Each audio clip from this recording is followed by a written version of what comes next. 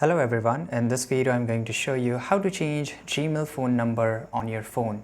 Well, this is very easy and you can apply this method or steps on your iPhone as well as your Android. So first of all, you have to just open your Gmail.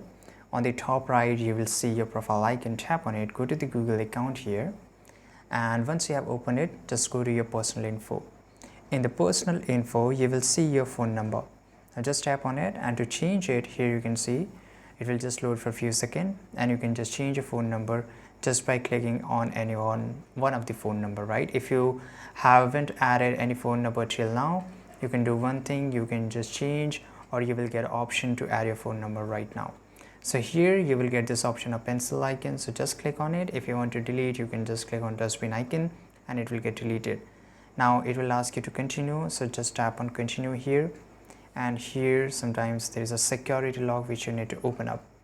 Now here you have to just wait for 10 seconds, and here again you have to tap on this pencil icon, click on update number, use another number, click on next, and here you can just add your number, right? And once you have added your number, just click on the next. It will send an OTP to your number. You have to add it and then it's done. So this is how you can update your number.